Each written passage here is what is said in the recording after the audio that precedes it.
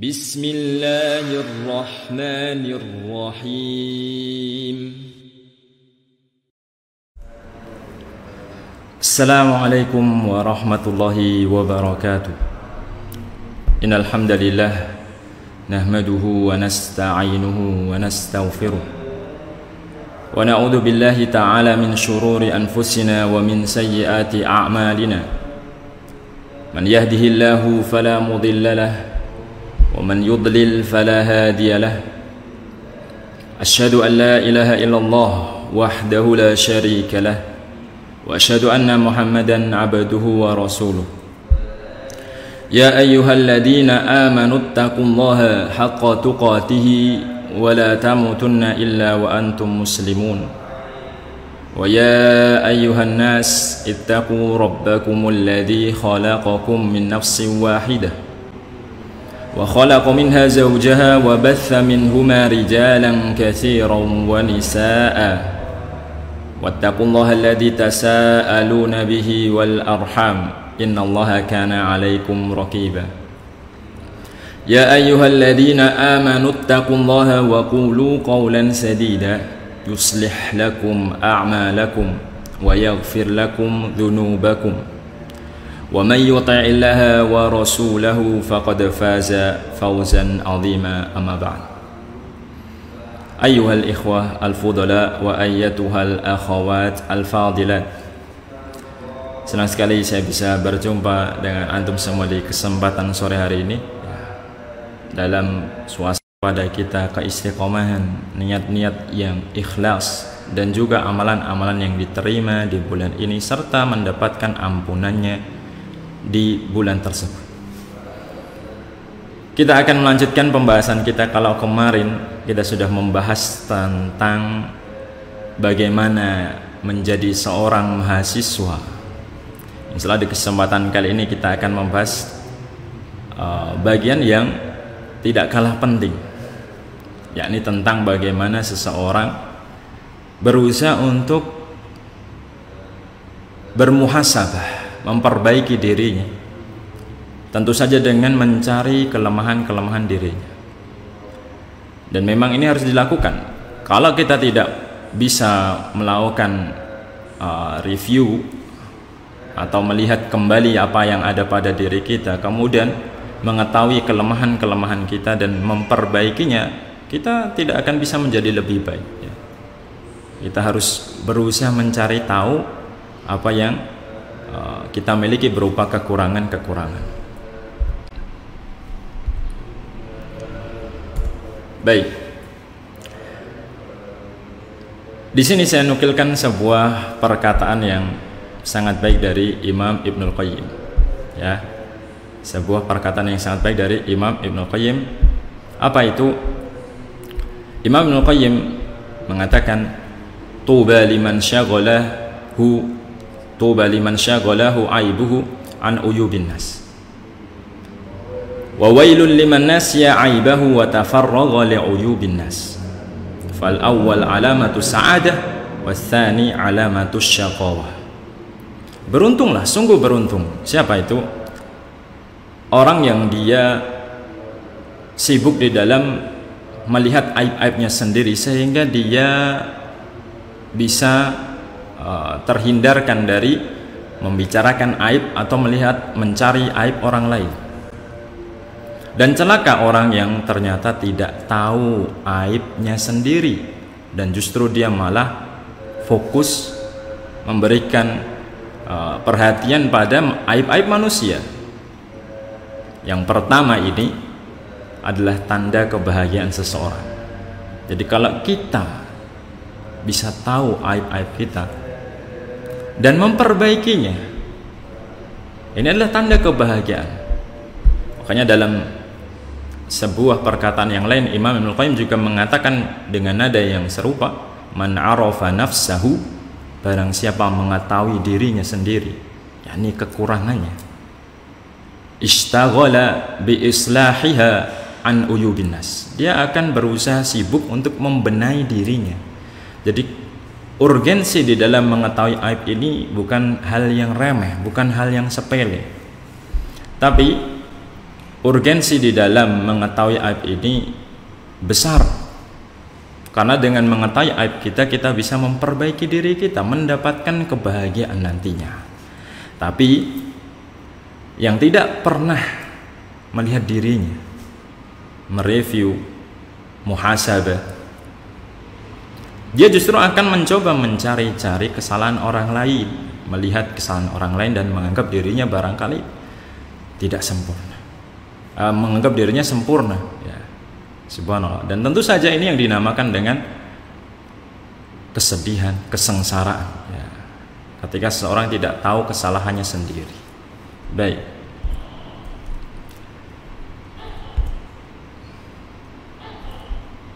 kita masuk di poin yang berikutnya. Di sini kita bisa lihat, ya, bisa kita lihat ada gambaran.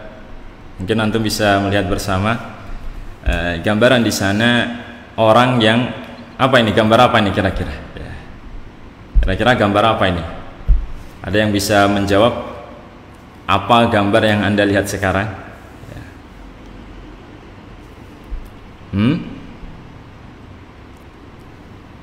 Gambar orang sedang melihat bagian punggungnya. Apakah kira-kira kita bisa melihat bagian belakang kita, punggung kita?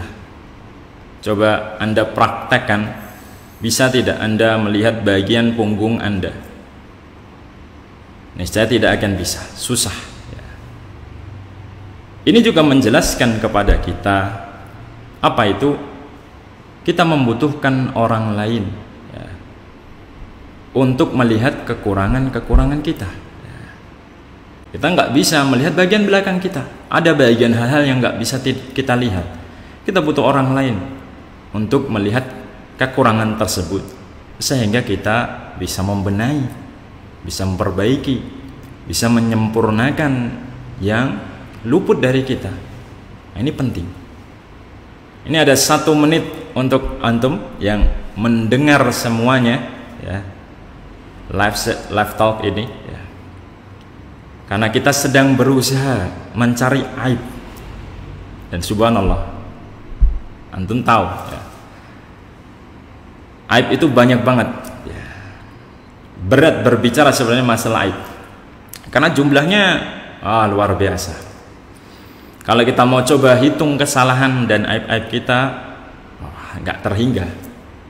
Tapi waktu kita terbatas, jadi kita cuman ringkas. Sekarang saya minta, ya, Anda yang mendengar pembicaraan saya atau yang melihat di sini, tulis dalam 1 menit, ya, aib apa saja yang Anda ketahui di kolom komentar sekarang juga, ya. Tulis dalam 1 menit ini, saya berikan waktu 1 menit, ya, aib-aib yang Anda ketahui sebanyak mungkin yang Anda bisa tulis, silahkan, ya. Baik, kembali kepada bagaimana kita berbicara tentang masalah ini, ya, sambil menulis, ya. Dan memperbaiki ini akan memperbaiki cara kita mengambil ilmu. Kenapa? Karena ketika kita memperbaiki aib kita, otomatis kita akan memperbaiki kesalahan kita, yang selama ini ternyata kesalahan inilah yang menimbulkan kenapa kita tidak bisa meraih ilmu yang bermanfaat. Dan di antara hal yang penting yang patut untuk kita camkan, ilmu yang baik ini, al-ilmu nur, cahaya, dia butuh cara yang baik pula untuk mendapatkannya. Dia butuh wadah yang baik. Dia tidak bisa diambil dengan cara-cara yang tidak baik. Makanya kita perlu membenahi apa yang kita punya. Aib dalam sebagai mahasiswa tentu saja, ya. Coba, ya, tulis aib yang Anda ketahui sebagai mahasiswa, sebagai pembelajar, ya. Ya. Baik. Ilmu yang baik ini tidak bisa dicampuri dengan tempat yang kotor. Tidak bisa digabungkan dengan cara-cara yang tidak baik pula. Harus dengan cara yang baik pula di dalam mengambilnya. Ini menjadi pokok bahasan yang penting ketika kita mempelajari apa yang akan kita bahas sekarang, yakni bagaimana mencari aib-aib kita kemudian memperbaikinya. Baik, mungkin ada yang sudah membahas ya. Jadi bisa Anda tulis aib diri sendiri, apa aib terserah yang Anda tahu. Kira-kira kalau kita nggak tahu aib kita atau aib yang kita katakan, nggak harus menunjuk diri kita, minimal kita tahu aib sebagai mahasiswa di zaman sekarang apa kira-kira kelemahan-kelemahan. Kenapa kita perlu mengetahui kelemahan? Untuk memperbaiki kelemahan tersebut. Baik,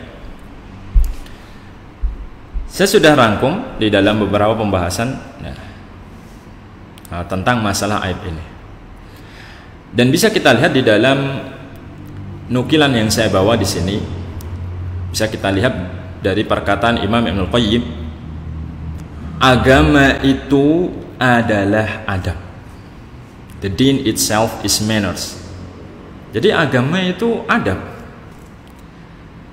Dan seseorang yang melampaui kita di dalam adab ini, sejatinya dia telah lebih baik atau lebih unggul daripada kita dalam masalah agama. Nah, ini penting. Kenapa? Karena kita juga ketika mencari aib ini, kita sedang berbicara adab, memperbaiki adab-adab kita di dalam belajar. Dan unik, kita menggunakan istilah milenial karena generasi ini generasi yang berbeda dengan zaman-zaman sebelumnya. Baik, kita lanjutkan ya. Kita akan bahas di poin yang berikutnya yang antum bisa lihat ini. Kita memulai biidznillah, kita memohon kepada Allah, a'udzubillah an akuna 'aziman fi nafsi saghiran indallah. Kita memohon kepada Allah, berlindung kepada Allah untuk merasa diri kita besar, merasa diri kita sesuatu pada jiwa kita, padahal kenyataannya ternyata kita kecil di sisi Allah. Jadi saya sedang berbicara di sini bukan merasa diri saya sempurna. Kita semua pasti akan memiliki kekurangan, tapi kita berusaha tadi mencari kekurangan tersebut dan mengubahnya serta menyempurnakannya, menutupnya. Saya telah ringkas pembahasan ini dalam beberapa poin. Bisa kita lihat di sini. Saya hanya sebutkan 4 ya. Karena waktu kita terbatas, dan subhanallah memikirkan 4 ini banyak ternyata ya. Tapi 4 ini saja sudah sudah banyak menyangkut kemana-mana. Nanti akan coba kita uraikan, kita akan bahas. Saya sengaja simpelkan menjadi 4 agar Anda yang melihat mudah mengingatnya ya, dan juga menjadi sarana untuk memudahkan kita untuk memahami. Hanya 4 saja ya. Cukup 4, tapi kalau kita tahu dan kita bisa perbaiki, insya Allah akan lebih baik. Dan tidak menutup bahwasanya di sana ada aib-aib yang lain. Cuman kita hanya membahas 4 ini, insya Allah ta'ala. Baik, kita berlanjut. Aib yang pertama. Nah, ini aib yang pertama. Kita coba bahas aib yang pertama. Aib yang pertama ini adalah aib tidak sabar ya. Aib tidak sabar, dan ini banyak terjadi pada kita atau mahasiswa milenial di zaman ini ya. Dan memang ada perbedaan mahasiswa di zaman 10 tahun yang lalu dengan sekarang, setidaknya itu yang saya lihat. Orang yang tergesa-gesa tidak akan memperoleh hasil. Bisa kita lihat di bawah di presentasi yang antum lihat. Tidak sabar itu mencakup ingin instan, ingin cepat, tidak ingin jalanin proses, kok ribet ya.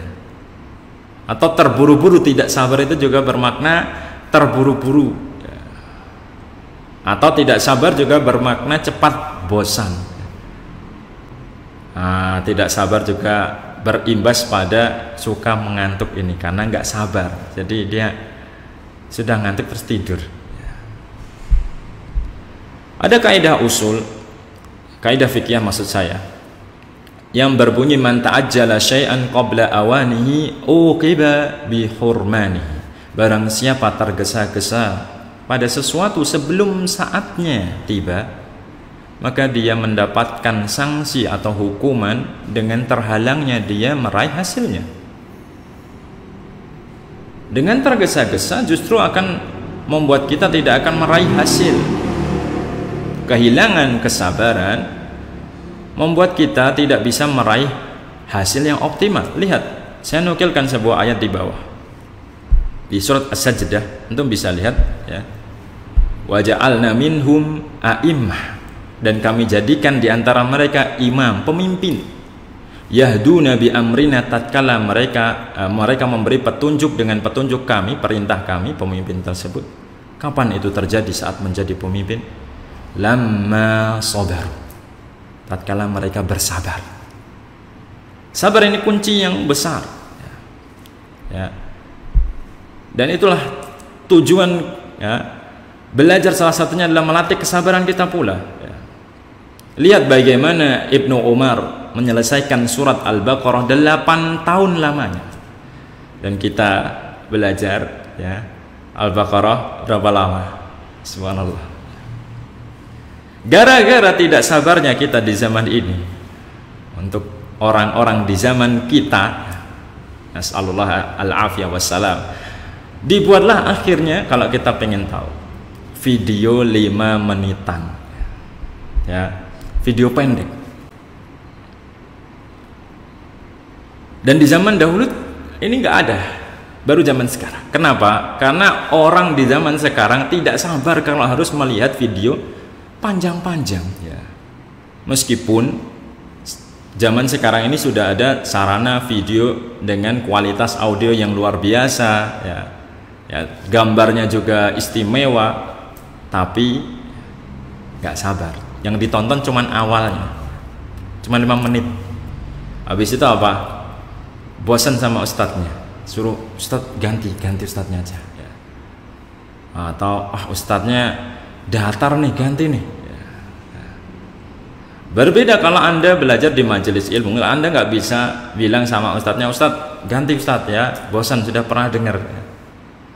Tapi kalau Anda belajar di zaman ini dengan menggunakan wasilah video, barangkali kita sebebas-bebasnya mengganti ustadz. Subhanallah ya. Luar biasa, nggak sabar. Giliran makan, wah semangat ya. Dia kuat ya. Tapi giliran belajar ya malah ngantuk. Makan keringetan ya.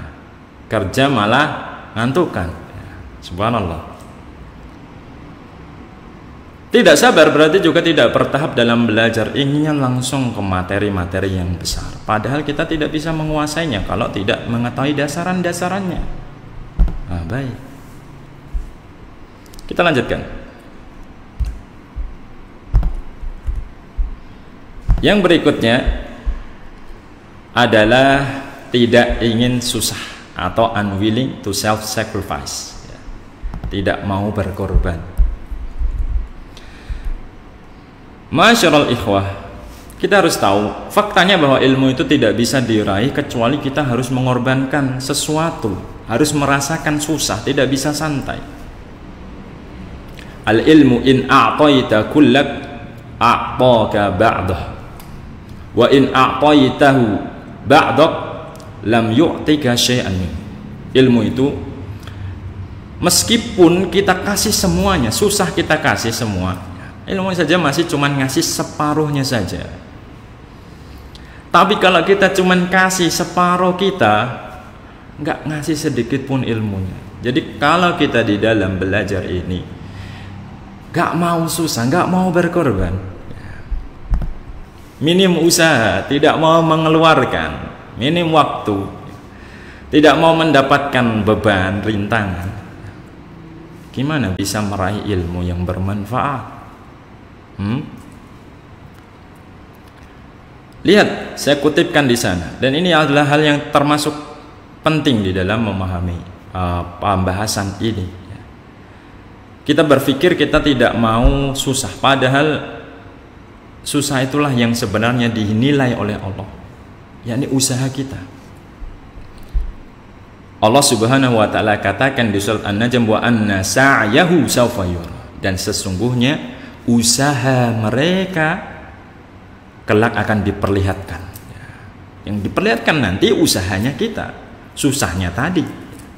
Lah kalau diam saja, ya, nggak pernah merasakan berat, nah, yang diperlihatkan apa coba? Ternyata Allah Maha Adil, tidak memperlihatkan hasil, tetapi memperlihatkan usaha kita. Anda yang mungkin kurang tetapi usahanya besar, bisa jadi nilainya besar di sisi Allah. Dan yang namanya susah, kalau kita mau lihat dari sisi bagaimana mencari hikmah, sebenarnya susah itu kan untuk membuat kita naik derajat. Ibarat ujian datang, tujuannya untuk menaikkan derajat kita. Ingat, emas tidak akan bersinar dan berkilau kecuali harus disepuh dengan api yang sangat panas dahulu. Kalau nggak kena api yang sangat panas, emasnya tidak akan bersinar lebih baik. Sama dengan diri kita, kita harus merasakan penderitaan itu dulu. Ya. Zaman sekarang, subhanallah, muncul lewat kepada kita ada perkataan semisal seperti ini. Ya. Ustadz, tolong kami ingin belajar, tapi pakai WhatsApp saja Ustadz, kuotanya boros. Subhanallah. Ada juga yang minta kepada kami lewat seperti ini, Ustadz tolong berikan contoh 5 kalimat dengan menggunakan al-asma al-khomsah. Luar biasa ya. Ini namanya ngasih PR Ustadz ya. Biasanya PR yang ngasih Ustadz, tapi sekarang Ustadznya yang dikasih PR. Ada lagi lewat kepada kita ya, Ustadz bisa minta nggak dalil lengkap bantahan untuk syubhat ini? Subhanallah. Ya ikhwah, masa ustadznya disuruh ngetik pakai jempol bantahan dan dalil lengkap? Ini nggak mau susah ya. Dan mindset ini jangan sampai kita bawa terus menerus. Kita diminta mengeluarkan sesuatu untuk ilmu ini, tapi kita inginnya yang paling murah. Tapi ketika urusan dunia, kita inginnya yang mahal dan mewah. Kita inginnya input minimal, input kosong, tapi berharap outputnya maksimal. Mindset kita adalah mindset kalau bisa gratis kenapa harus bayar, kan gitu. Padahal Nabi SAW ajarkan kepada kita, al yadul ulya khairun minal yadis sufla, tangan di atas lebih baik daripada tangan di bawah. Tapi mindset kita adalah tangan yang di bawah, inginnya yang di bagian menerima, ingin yang dibantu, irinya pada yang menerima. Kok bukan saya yang dapat? Padahal harusnya kita lebih senang jadi posisi yang memberi, iri pada yang kok dia bisa mengeluarkan, kenapa bukan saya yang mengeluarkan ya. Kita harus lebih senang untuk jadi orang yang berkorban. Makanya di sini yakinilah bahwa pengorbanan itu tidak buruk, bahkan dia adalah sifat-sifat terpuji dan sifat-sifat kebaikan. Kita lanjutkan, masih ada sekitar 7 menit, mudah-mudahan masih bisa. Poin berikutnya yakni tentang unfocus atau tidak bisa fokus. Ini aib mahasiswa milenial yang saya dapatkan. Saya cabangkan ke bawah, tidak bisa fokus itu bisa bermakna terlalu banyak perhatian yang dia lakukan. Atau tidak bisa fokus itu, wah ini suka kepo pada hal yang tidak penting. Ya, coba ya. Yang tidak bisa fokus berikutnya maksudnya adalah gampang sekali terganggu ya. Jadi gampang teralihkan. Baik, di antara hal yang harus kita ketahui ya, ketika kita memiliki banyak ihtimam, perhatian, kita tidak akan mampu menghandle maksimal di dalam pelaksanaan setiap yang kita berikan perhatian tadi. Semakin banyak perhatiannya, semakin pula susah untuk mengaturnya. Maka terlalu banyak perhatian ini membuat kita juga minim waktu dan minim tenaga dalam belajar. Coba belajar selalu ditaruh setelah tenaga yang paling habis, tenaga terakhir. Ya sudah, ya. Memang ya tenaga terakhir layaknya apa itu? Ya, sudah kedap-kedip mau mati. Ya. Belajar selalu ditaruh di waktu yang paling sisa sekali. Kenapa kita nggak taruh belajar di waktu yang pertama, sisanya baru yang lain? Itu. Mirisnya, kalau kita banyak perhatian, ternyata perhatian ini justru pada hal yang tidak bermanfaat dan tidak penting. Kita memikirkan hal-hal yang nggak bermanfaat sama sekali. Apa itu misalkan? Mungkin ada orang yang berpikir kenapa orang nggak bosan makan nasi, padahal dari dulu makan nasi. Ya, subhanallah. Atau mungkin ada yang bilang kenapa tidur harus merem, ya kan bisa dijahatin orang itu. Subhanallah, nggak penting sama sekali. Ada yang dia menghabis bin Walid menangis mengatakan syaghalana angkal jihad. Dulu kami sibuk tidak bisa berinteraksi terhadapmu wahai Al-Quran karena jihad. Sekarang kita justru ya berbeda tipis dengan Khalid, tapi kita diganti dalnya ganti zai, syaghalana ankal jihaz. Device, perangkat itu, smartphone telah membuat kami sibuk darimu wahai Quran. Dan kita nggak menangis. Subhanallah. Ada juga hal yang nggak bermanfaat biasanya untuk ibu-ibu ini ya. Ini mau belanja di online ya, dilihat semua, wah habis. Ujung-ujungnya sudah 1 jam nggak ada yang dibeli. Subhanallah, ini hal yang nggak bermanfaat. Kita terlalu banyak memberikan perhatian yang nggak penting. Kita masuk di grup WhatsApp yang banyak sekali. Kita harus komplitin ya akun sosmed kita, notifikasi dihidupin semua. Subhanallah ya, habis. Makanya nggak akan bisa membuat kita mudah meraih ilmu yang bermanfaat. Inilah yang membuat kita tidak bisa fokus. Kita itu gampang terganggu. Mau belajar sedikit-sedikit notifikasi. Mau belajar sambil melihat yang lain. Belajar butuh konsentrasi, butuh fokus. Kita tidak bisa belajar sambil multitasking. Anda berharap bisa melakukannya, padahal ternyata tidak efektif dan tidak efisien. Misal Anda melakukan belajar sambil masak, ya, ibu-ibu mungkin, atau merekap sesuatu, atau membalas konsumen yang jualan. Ternyata setelah dirasa pemahamannya juga nggak lengket, nggak utuh, pekerjaannya juga tidak benar, akhirnya semuanya tidak efektif dan efisien. Di antara hal yang saya temukan, termasuk bagian dari penelitian, ternyata interference ya, atau gangguan maksud saya, ketika kita belajar kemudian kita terhalang atau terpotong dengan gangguan-gangguan distraction ya, itu mempengaruhi memori dalam ingatan pikiran kita atau mempengaruhi hafalan yang ada dalam ingatan kita. Jadi seringnya kita terganggu, maka apa yang kita masukkan ke dalam otak kita itu terganggu. Ya benar sekali kalau seandainya pelajaran nggak masuk-masuk. Dalam penelitian yang lain, immediate recall dalam psikologi, kalau Anda nanti belajar ya, atau ingatan cepat untuk dipanggil, itu biasanya muncul ketika 1 jam pertama kita belajar. Jadi kalau kita bisa fokus 1 jam benar-benar fokus, kita tidak terganggu ya, akan banyak hal yang bisa kita ambil dalam memori kita atau kita simpan dalam memori kita, sehingga kita bisa ambil itu nanti, keluarkan di hal dalam kesempatan misalkan ujian atau yang lain. Ini salah satu fungsinya. Jadi harus fokus. Kalau kita fokus, maka belajar itu akan menghasilkan waktu yang paling efisien, sedikit, lebih relatif sedikit, dan hasil yang lebih banyak, efektif, efisien dan efektif. Baik, kita lanjutkan yang terakhir. Aib yang terakhir yang berikutnya adalah tidak sadar diri, ya, tidak sadar diri, no self awareness. Bisa kita lihat di sini, saya cabangkan ke bawah. Tidak sadar diri itu suka mengkambing hitamkan keadaan. Jadi dia nggak tahu dirinya yang salah, tapi dia salahin orang lain, ya.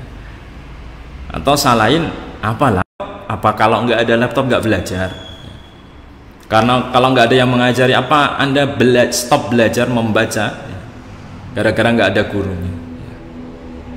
Subhanallah. Karena teman-teman, kalau kita terus-menerus mengkambing hitamkan keadaan, kita nggak akan bisa solutif, ya, menyelesaikan masalah, ya. Karena kita senantiasa menyalahkan orang-orang di sekitar kita atau keadaan kita. Saya kan begini, saya begitu. Subhanallah. Semua pasti akan memiliki masalahnya sendiri, ya.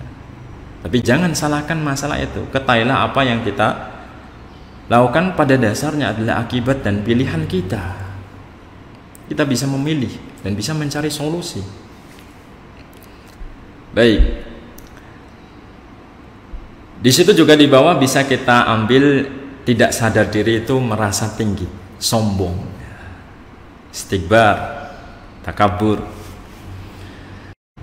Muncul di era ini ketika kita coba nasihatin orang untuk beramal, apa yang dikatakan oleh orang tersebut, Ustadz, iman itu naik turun.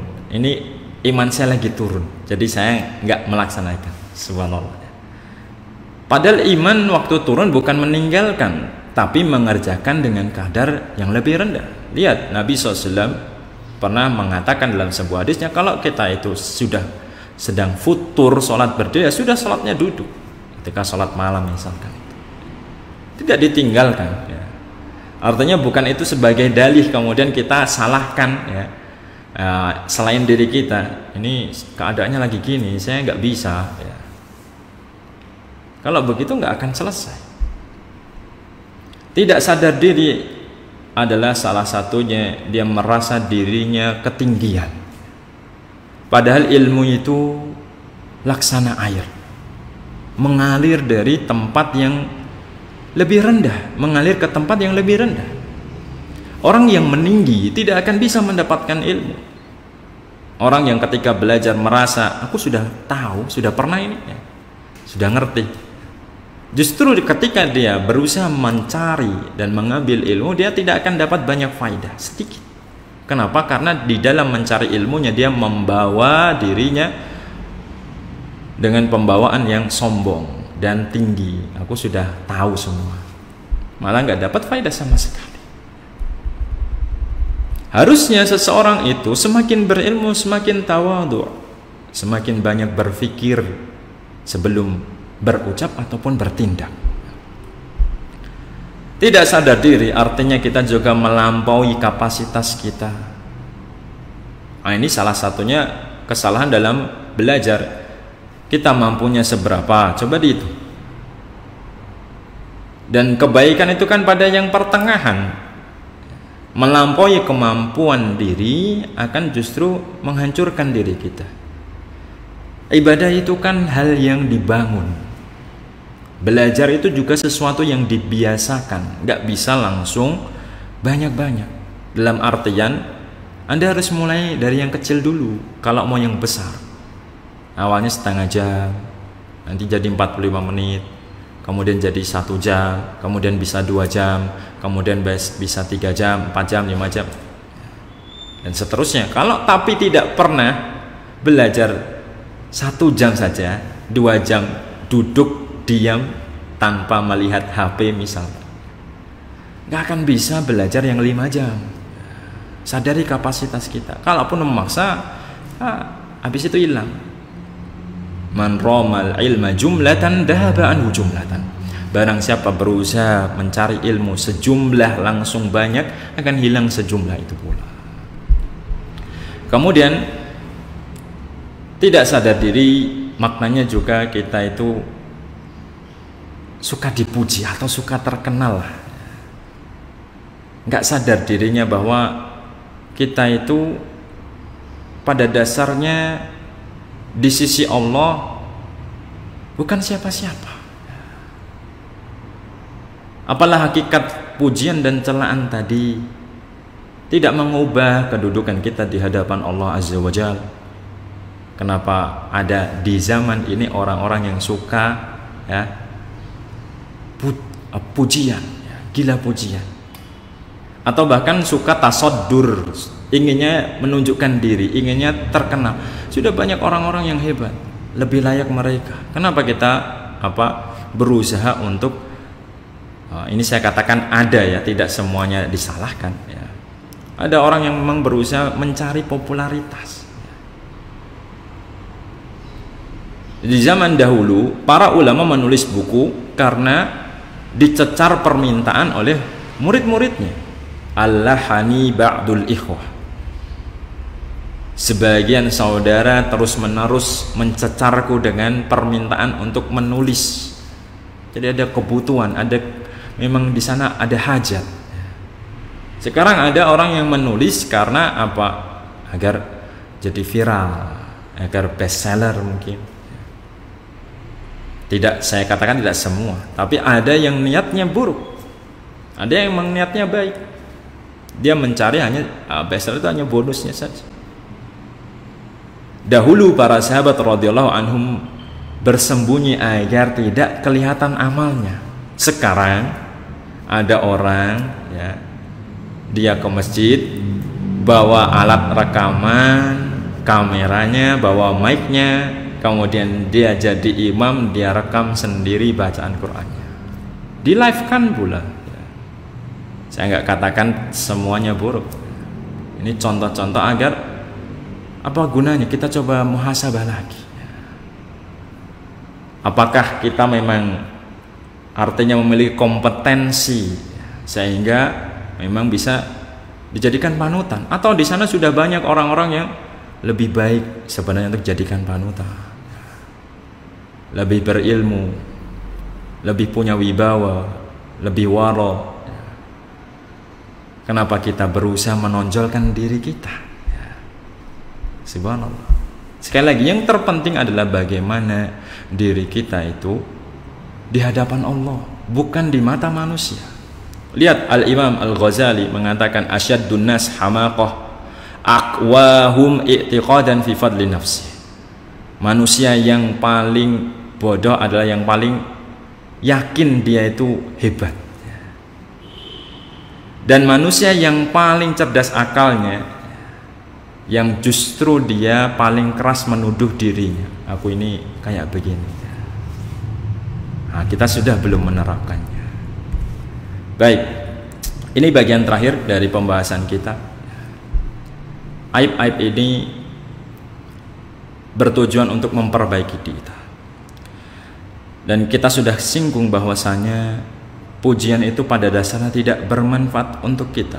Imam Ibnul Qayyim menjelaskan dalam sebuah perkataannya, ketahuilah, jika seseorang sedang memuji dirimu, kagum padamu, maka sejatinya dia sebenarnya sedang kagum dan takjub dengan bagaimana dan indahnya Allah menutupi dosa-dosamu. Jadi bukan kita yang hebat, tapi Allah yang maha hebat di dalam menutupi aib-aib dan dosa kita, sehingga ya, pujian kita kelihatan baik. Terpujinya sikap yang dikagumi tadi kelihatan. Coba kalau yang buruknya disandingkan semua, nggak ada nilainya kita. Kemudian ingat firman Allah di samping kiri, wa ma lakum min dunillahi min waliyyin wala nasir. Kita itu kalau tanpa Allah, aib-aib yang harus kita ketahui dan berusaha kita perbaiki dalam hidup kita ya.